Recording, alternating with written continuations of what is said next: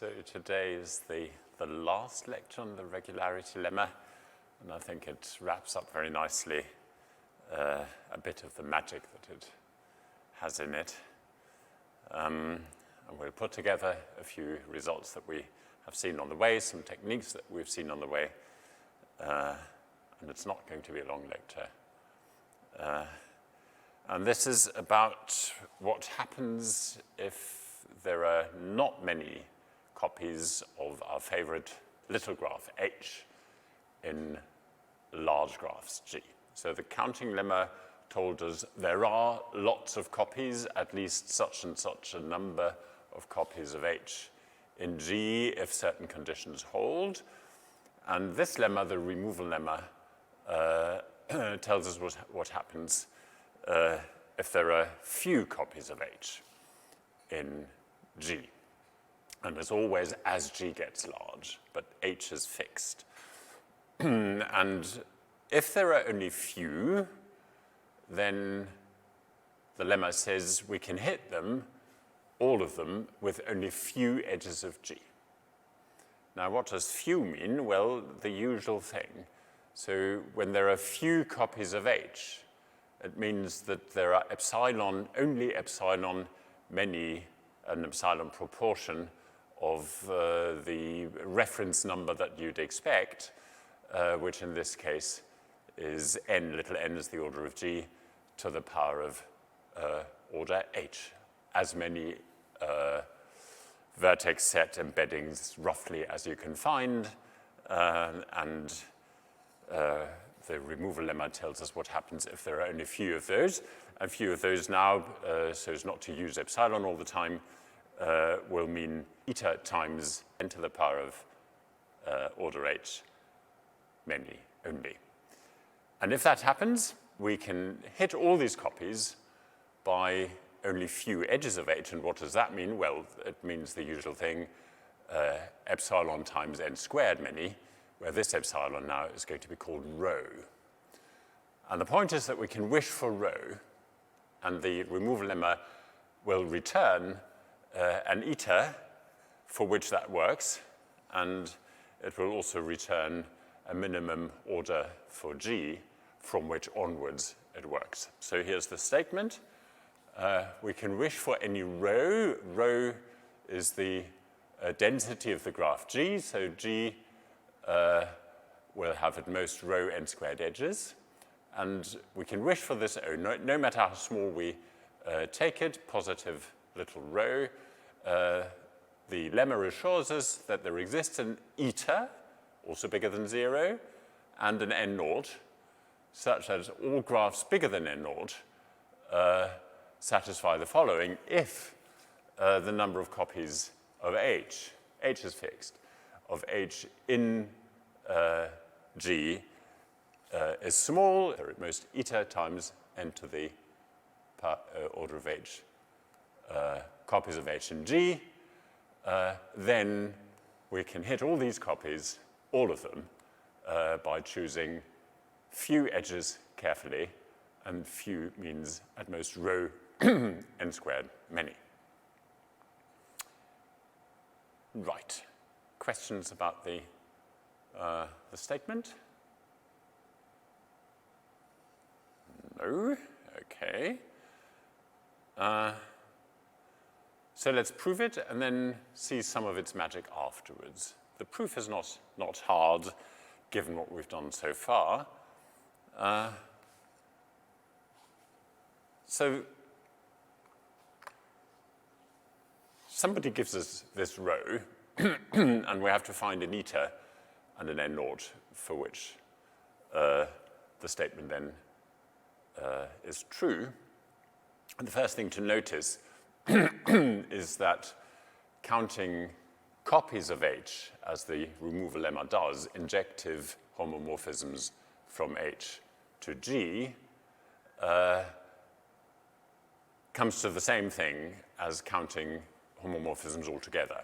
So if we allow all of them, we're only getting at most twice as many as when we allow only injective homomorphisms, and that is because, as we saw last time, there are fewer non-injective homomorphisms than injective ones as n gets large.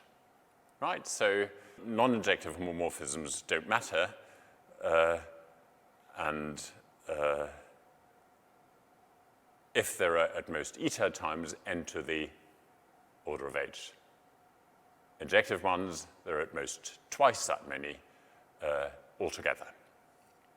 So we're going to use that. The proof shows that formally first, but we've seen it already, so we don't need to do that now.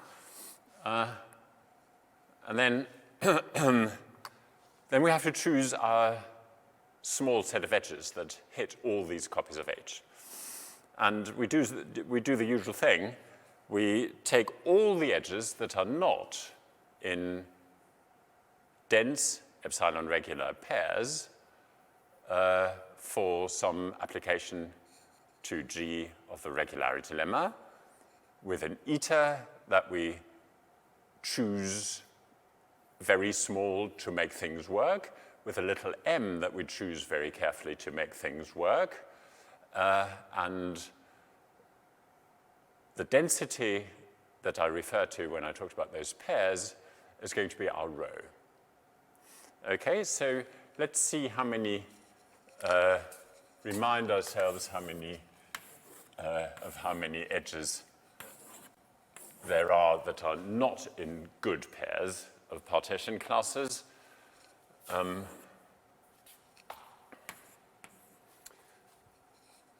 And see that there are not too many. So we want to show that there are few where we can make few small by choosing epsilon and little m for the regularity lemma. So one way of showing that there are few bad edges of a certain type is to show that there are at most epsilon times n squared many, right? We're allowed, we have an allowance of rho times n squared edges to choose, right? Rho is given to us. Rho is some tiny number, but we're told that number. So we can choose epsilon and little m depending on that number that's given to us. And one way of choosing epsilon for a particular class of bad edges is so that epsilon times the reference number of those edges is much smaller than rho times n squared. So epsilon times n squared would be good if we choose epsilon small enough. Okay, so how many edges are inside V naught? Well, there are at most n epsilon n vertices, so that's epsilon squared n squared bad edges inside there. How many edges are there out of V naught? That's epsilon n times, for every vertex in V naught, that's epsilon n vertices in there, and about n vertices in the rest of G. So that's fewer than epsilon n squared edges there. Then there's edges in irregular pairs.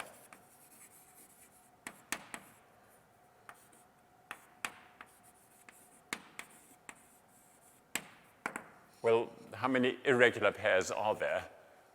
Only epsilon k choose 2, an epsilon proportion of all the pairs. And there are little k pairs where little k is between little m and big M from the regularity lemma. So there's only epsilon k choose 2 many irregular pairs.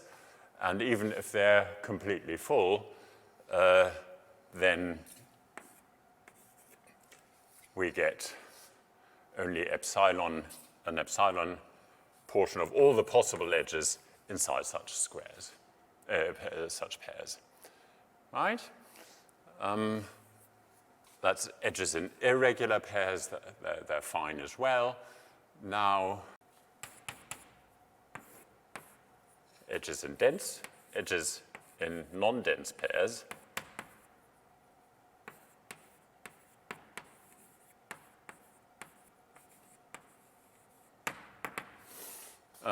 Well,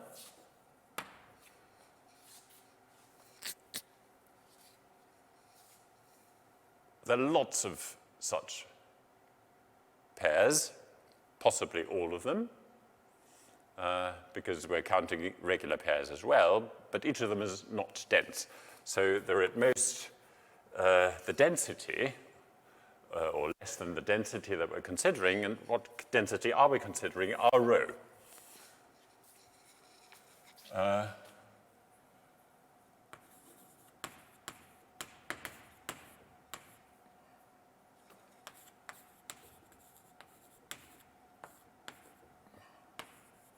We choose our given row as the density for this consideration of applying the regularity lemma.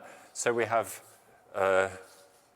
row times, well, all the edges times n-2 edges. So that's fewer than half n squared. That's important. This half here is important because our allowance is only row n squared. So we're using up half of our allowance, which is quite a lot, for those edges. That's fine for the other types of edges because they're always fewer than epsilon n squared, and we can make epsilon like, I don't know, 1/10 or something. So we can have 5 of those other types to make up the other half. That's fine. But there's one more type of edges that we haven't considered yet, and those are edges inside pairs, inside classes.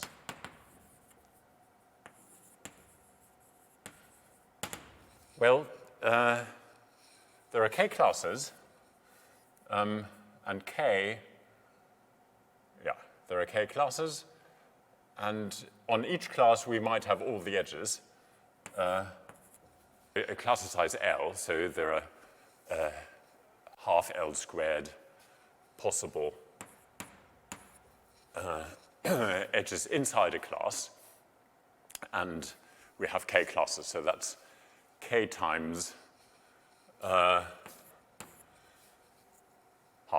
n squared. But that is much smaller than half k squared L squared by a factor of k, which is at most half n squared. Right, so these are sort of not more than all the edges, which is that. And this number of bad edges inside these classes are smaller by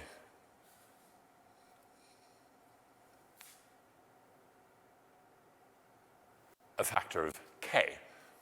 Now, we can choose this factor k by, we can influence this factor k by making little m large, little m in the regularity lemma, right?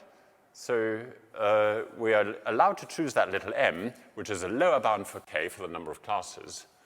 We can choose that after being told what row is, and after having all these other considerations, we can choose these epsilons that they're really tiny, like 1/20, and then we still have something like 1/4 of our allowance left, and we can choose little m so big that this factor k is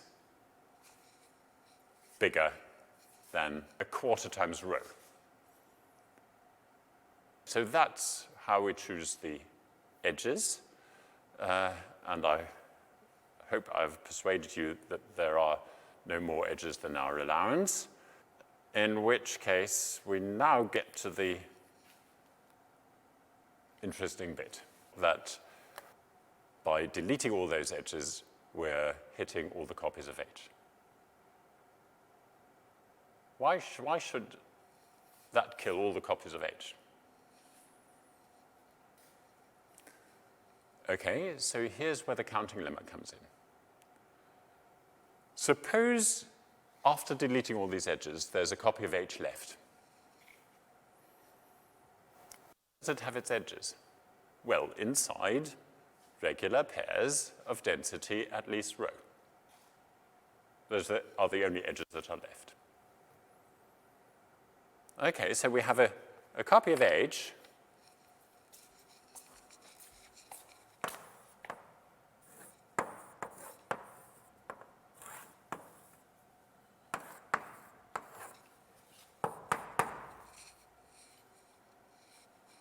whose edges are all, maybe this one as well, are all inside regular pairs of density at least rho. And that means that there exists a homomorphism from H to the graph big R on the indices of these pairs that are used.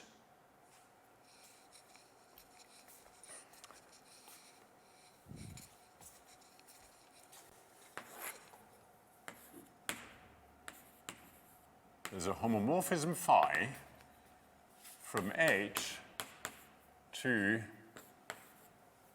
R. R has as vertex set the indices only of the classes that we're using, that this H is using.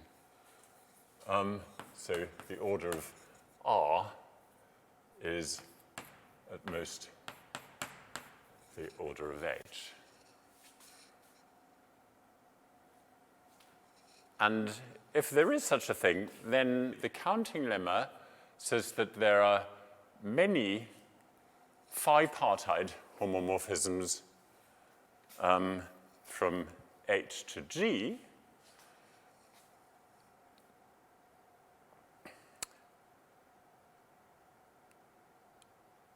namely this many. Here, so let me write it down. Hom index phi from H to G is at least what? It's the product of all these densities that correspond to edges of H. So all these densities are rho to the number of edges that H has, minus epsilon times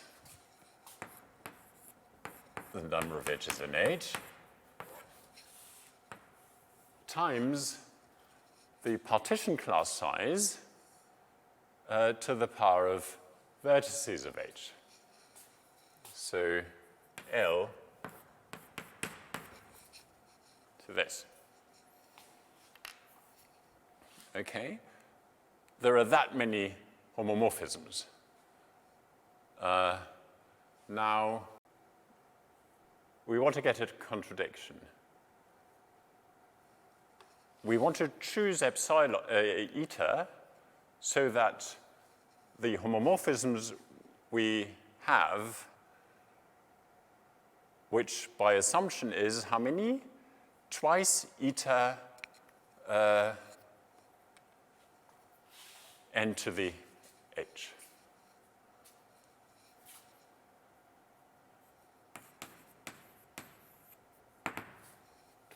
At most twice eta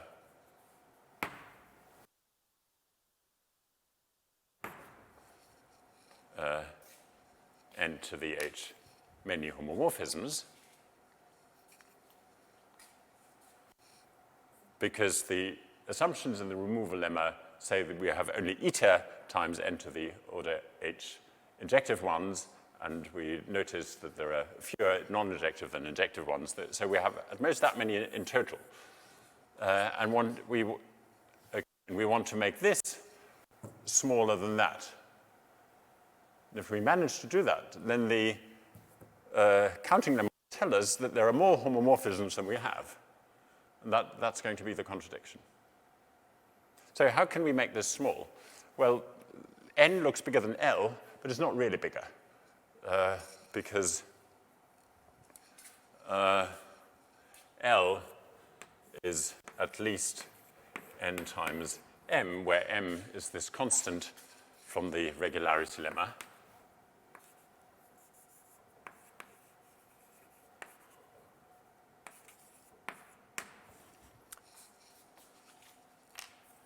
So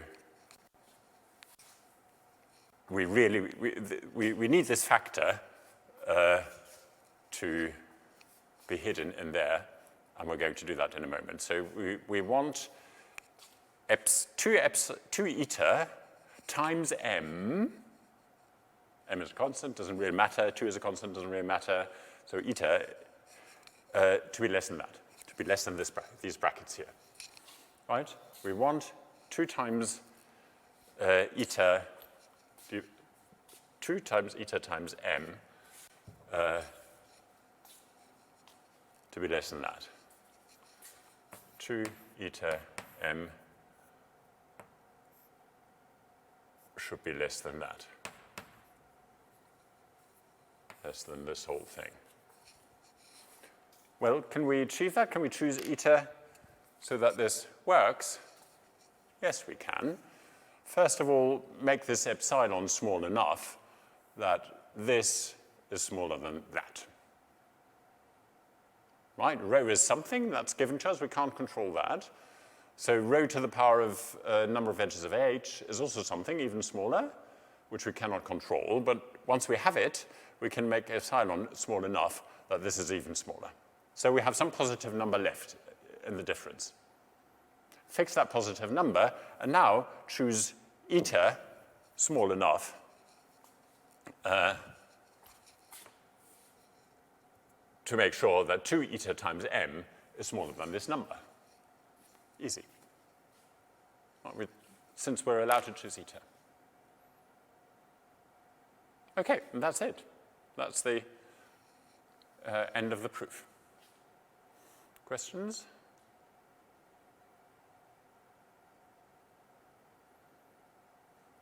Good. And now comes a little bit of the not quite so obvious implications, what the removal lemma tells us about G and copies of H in G.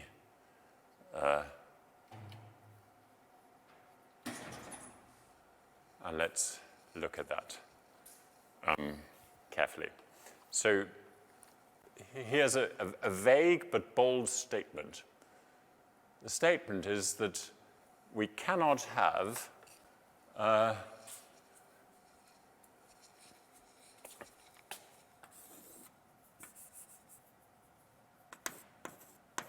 big omega of n squared intersection little o of n to the k, where k is the number of vertices of H, meant we cannot have that many copies that are spread evenly over G. If we have the number of copies of H in that range, and it's a reasonable range, right? At least quadratically many copies of H, yeah.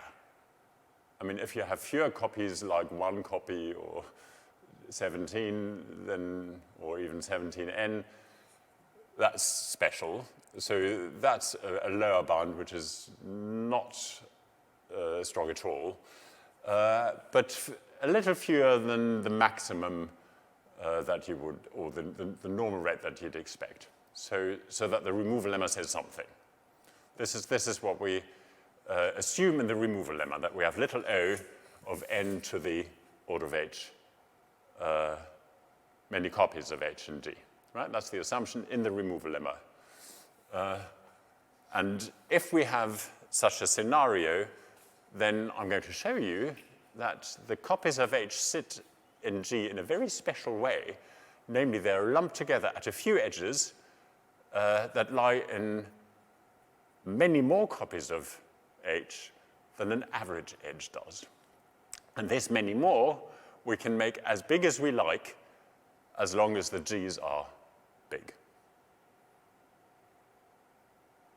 Right? As long as G is big enough, we can prove that in this scenario where we don't have too many copies of H, few in the sense of the removal lemma, but a reasonable number, in this big range, there are going to be some edges that lie in 1,000,000 times as many copies of H as an average edge does. And if you choose to replace 1,000,000 by 1,000,000,000, I'm happy to allow that. We'll just have to make G a little bigger, right? So for every value of 1,000,000, that statement is going to be true, and that's strange. So let me write some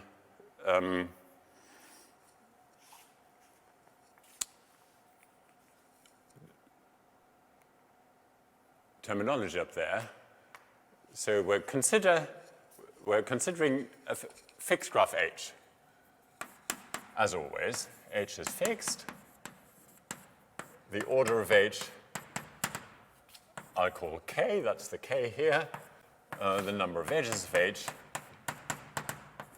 we'll call little m. Sorry about that. That's not the m from the regularity lemma. We'll just call that little m here.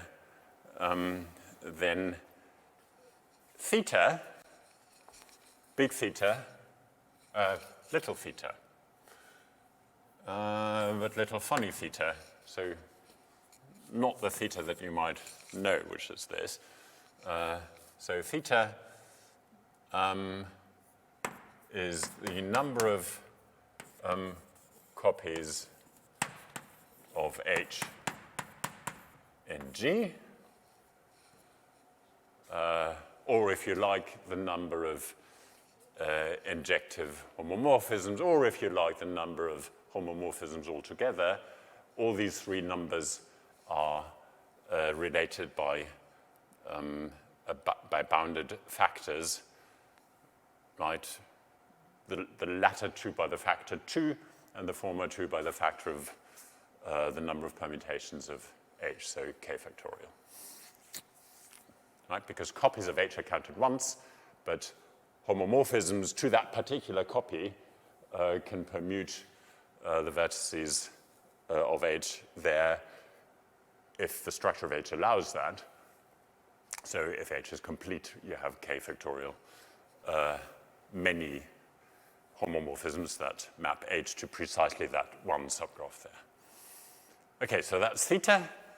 And what else do I want? Yeah, we give ourselves some gamma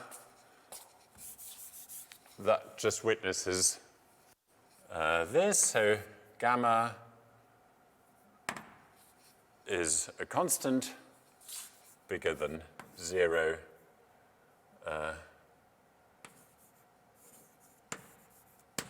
arbitrarily given, and we'll assume, it has its role here, we'll assume that theta is at least gamma n squared. In fact,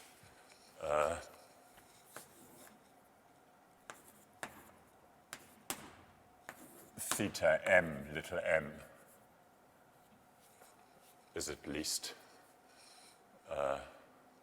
gamma n squared.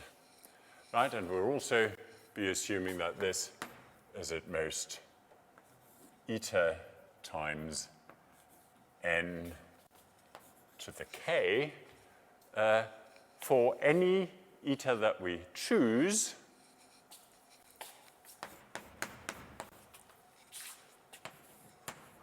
for any eta we choose if G is big enough. So we can choose eta, then we'll be looking at graphs that satisfy this for this particular eta that are big enough that the removal lemma applies, right? Remember, the removal lemma says that for every row there exists an eta and some minimum order n0 for G such that all graphs bigger than that n0 all graphs G satisfy whatever it says, right?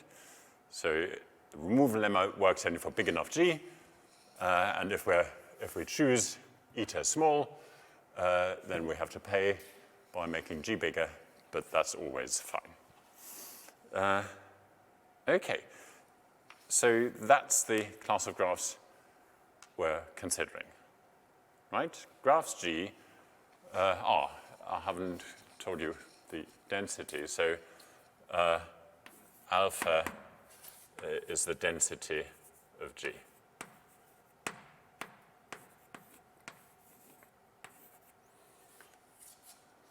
So G has, I think, I want alpha to be half a density. So we're assuming that G has alpha n squared edges. So we'll be looking at such graphs G that satisfy this for an epsilon, for an eta that we choose, and the G will have to be big enough depending on that choice. And then G should satisfy this. So we're assuming that the number of copies of H is not too small, and also little o of n to the k. Why little o? Because we can make this eta as small as we like. And then for all large enough G, this inequality will be true for that eta that we just chose so small. Okay, so those are the graphs G we'll be looking at, and we'll find a number C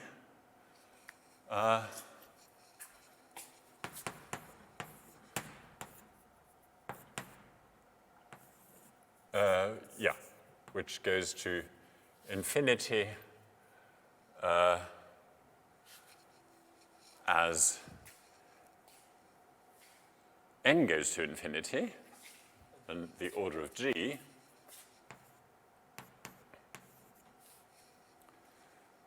with a property that there exist some edges in G that lie in at least C times as many copies of H than an average edge. Right? We'll prove that such a C exists, and we'll prove that we can find such a C as large as we like, as long as we make G big enough. Okay, is it clear what I'm trying to sell you? Yeah, okay. Good. Then let's look at how many copies of H an average edge of G does. Well, how many edges are there that lie in copies of G? There are theta copies of H in G. Yeah. And each of them has m edges. So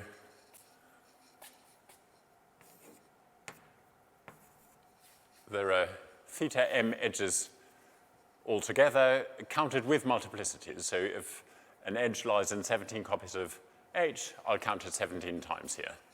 So that's the number of edges of G that lie in copies of H, counted with multiplicities. And how many edges does G have? Well, alpha n squared edges.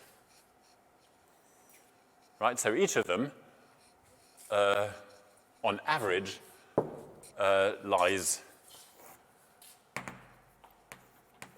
average number of copies of H in which an edge of G lies. Okay? And how about the special edges? So a special edge, the special edges hit all the copies of H. So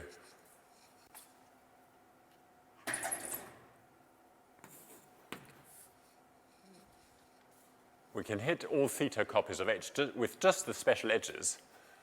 And we have rho times n squared special edges.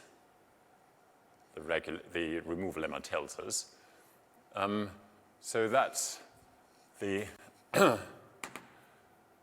average number of copies of H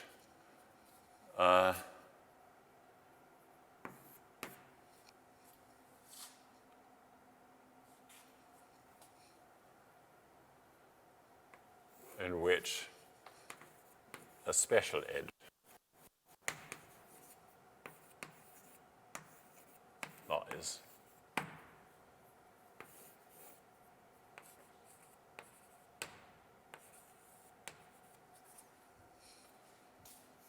Okay.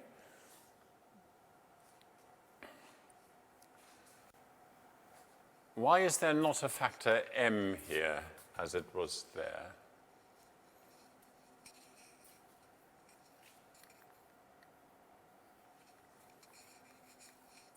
Right? Why don't we have even more copies of H in which the special edges lie? Well, the answer is that we're not covering all the copies of H with special edges. We did cover the copies of H with arbitrary edges, right? So we hit every edge of every copy. So that's why we have this m here, the number of edges of G, of H. But with the special edges, we hit every copy of H at most once, at least once, so maybe only once. That's why we don't have that here. It would be nice to have it, because we want this number to be big, but we don't have it. But it's a constant anyway. It's the m is the number of edges of H. H is fixed, so it doesn't really matter. Okay, and then we just compute the quotient of those two things, right?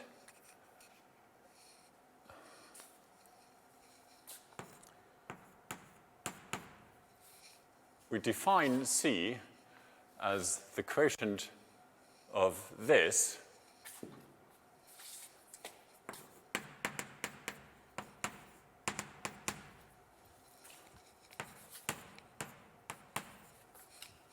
divided by that. And what is that?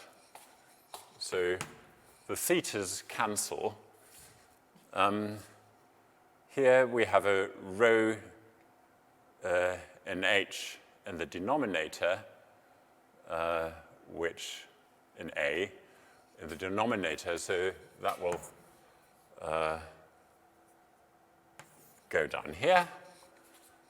Here we have an alpha in the denominator, but we're dividing by b, so we'll have an alpha up here. And this m we divide by as well, because it's in b. So we have alpha divided by rho m, and that's our definition of C. Alpha and m are constant, and we can make rho small as we like. right? And then C gets as big as we like. So if all that is true, then we have found that some edges, namely those that the removal lemma returns to us, lie in at least C times as many copies of H as an average edge does. And this C can be as big as we like if the removal lemma really applies. Right, so we have to check that. And of course, if we choose rho small, then the removal lemma will want to be paid for that. Or it will retaliate by giving us a small eta and a big n naught. So let's check whether it applies. So we want to show that all sufficiently large G satisfy the premise of the removal lemma regardless of how small we chose rho. Right? We want to show that for all sufficiently large G, the special edges lie in at least C times as many copies of H as an average edge does. And I'm claiming that we can make this C big. We can certainly make it big by choosing rho small. So what we need to show is that no matter how small we choose rho, as long as G is big enough, the removal lemma will indeed kick in and work its magic and produce this result. So let's check what we need for the removal lemma in its assumption. Well, only two things. It will return eta. Well, one thing is that it will return n naught, and it will only work for G big enough. But I've been saying that all the time. Right? We're happy if it works for G big enough. The other thing the removal lemma wants on entering rho is that there are not too many copies of H in G measured by comparing them with n to the k.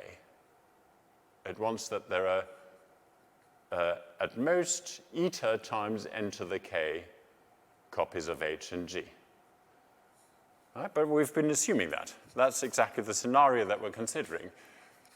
When I say this works for all large enough G, it's always on the assumption that G satisfies this for any eta however small, and we're going to be told how small by the removal lemma once we've chosen rho, if G is big enough. So we are, by assumption, in this scenario. So the removal lemma does kick in, and we get what we claimed, namely that there are these special edges, or that the special edges it returns lie in at least C times as many copies of H as an average edge. Right? Sort of, yeah, funny. So that is true for dense graphs. We assumed that G, in fact, has this constant density alpha, but we never used that alpha is fixed as G grows. But the graphs have to be dense. So they should have at least alpha n squared edges for some fixed alpha, but they may have more. Okay, and of course, there are no special edges when, for example, G is a complete graph. Right, then all edges are the same, no matter what H is. So this statement, even for dense G, can only be true if the number of copies of H is in this range. So in particular, if it's little over n to the k. Right, so let's turn this on its head and look at the contrapositive and see what that entails. So let's study some G that are dense for the moment. We'll get to the non-dense ones later. And whose copies of H are not lumped together at some special edges, and see what we can say about those G. Right, so those G will not satisfy this then, otherwise we'd get a contradiction. So let's look at what happens if G is dense, but copies of H not lumped together.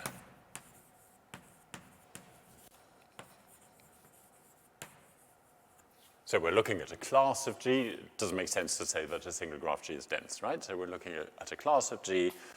They all have at least alpha times n squared edges for some constant alpha.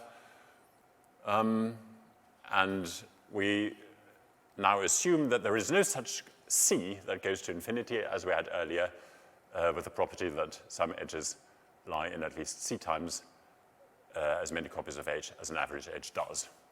We're assuming that it is not true what we just showed, then some of the assumptions will obviously have to fail. And which assumption can fail? Well, the first assumption here cannot fail for a technical reason.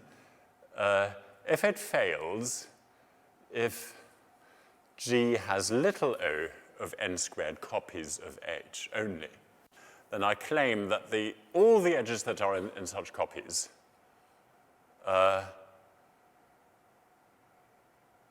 lie in many more copies than an average edge. And why is that? Because each of these edges lies in at least one copy. Okay. And there are little o of n squared copies by the assumption that we want to see fail. So each of the edges lies in at least one copy, and this one is big compared with the average number of H's that an edge lies in, because we have quadratically many edges, but subquadratically many copies of H by the assumption that we want to fail. If we have little o of n squared copies of H, then an average edge lies in little o of 1 copies of H, a number that goes to 0 as n goes to infinity. So the one copy in which a special edge at least lies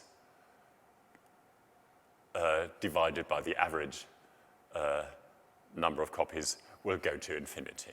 1 over little o of 1 goes to infinity. So technically, if this fails, then we're not in the framework that we're looking at. The copies of H will be lumped together, namely at all the edges that lie in copies of H. Okay, so that will be true.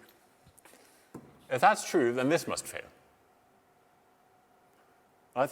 Otherwise, we just showed that we have some special edges.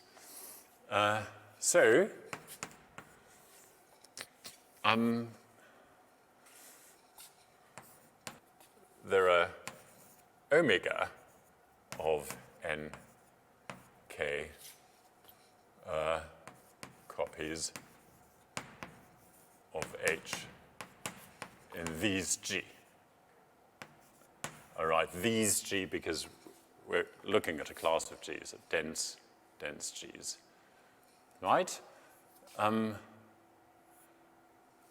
It can't be true that there's little o of n to the k many, because as we just showed, so there are many such things, and so we have shown that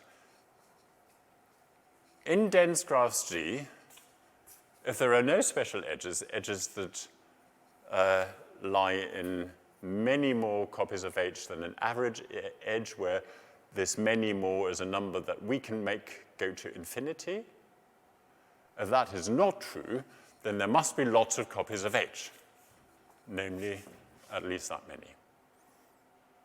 Okay, I mean, that's possible. For example, if you allow me the overkill again, if G is a complete graph, of course there are lots of such copies. But it is still intriguing because, I mean, why can it not be possible that we say have a quadratic number of copies of H spread evenly over G?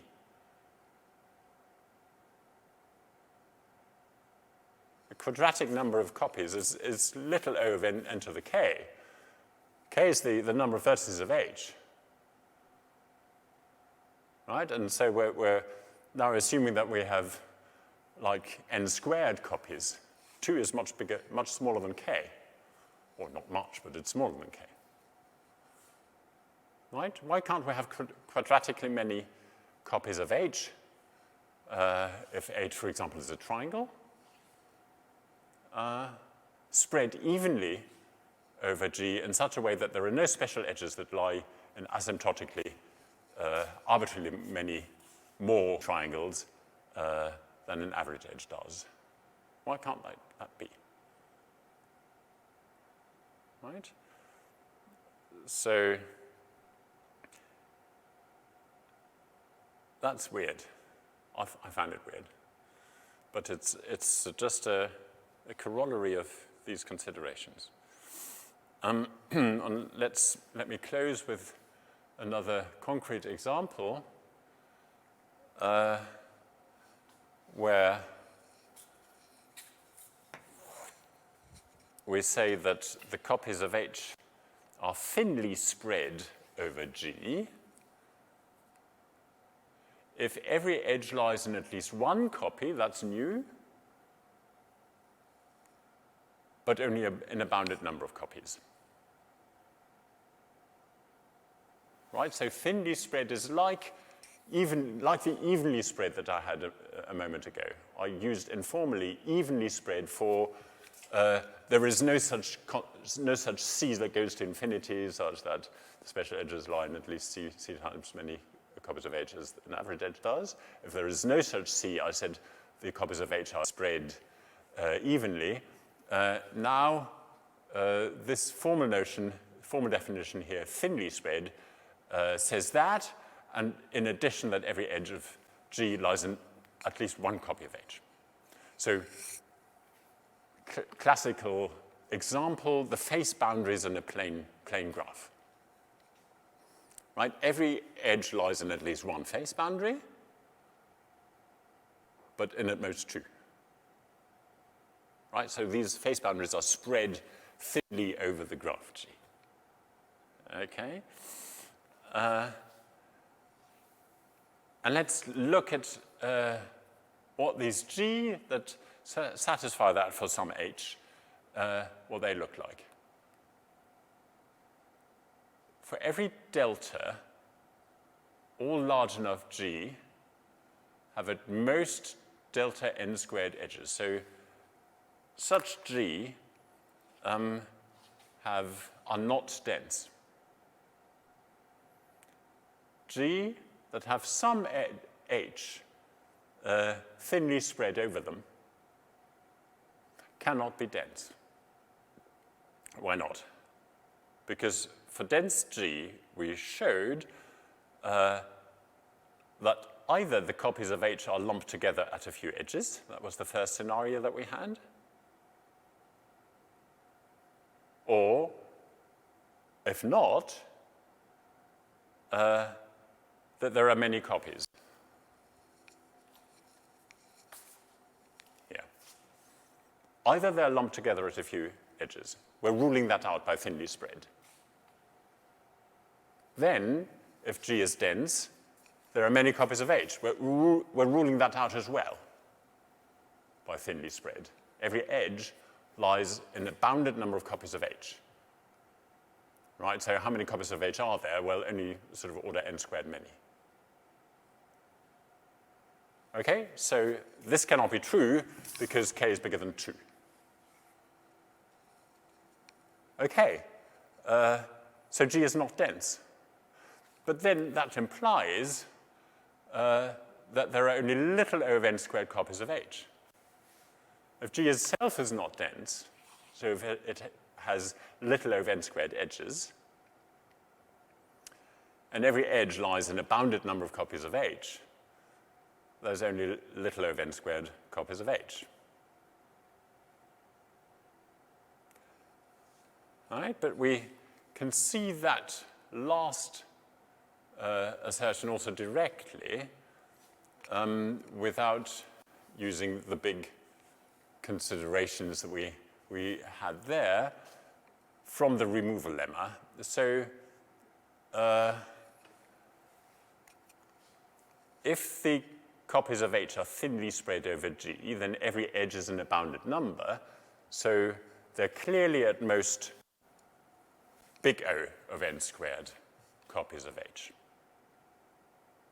The removal lemma says that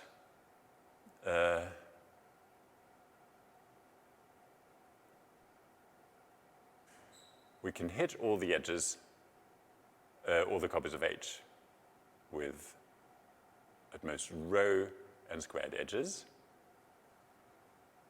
if what? If G is big enough and if there are no more than n to the k,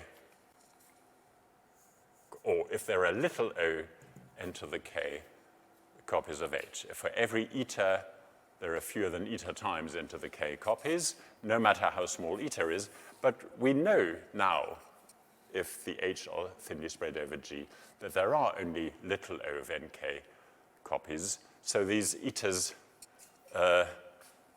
as in the removal lemma, can be chosen so small all the time, do what they're supposed to do in the removal lemma. So the removal lemma then says that we can hit all the edges with at most rho n squared, all the copies of H with at most rho n squared edges of G, where we could choose the rho. And since we can choose rhos as small as we like, we know that we can hit all the copies of H with little o of n squared edges. But every edge lies in a bounded number of copies of H, so we only have little o of n squared copies of H altogether. And that's the second statement here. We don't need to go via G cannot be dense, but we've shown that as well. So we've shown that twice now. Right, and that brings me to the end of this lecture. Any questions?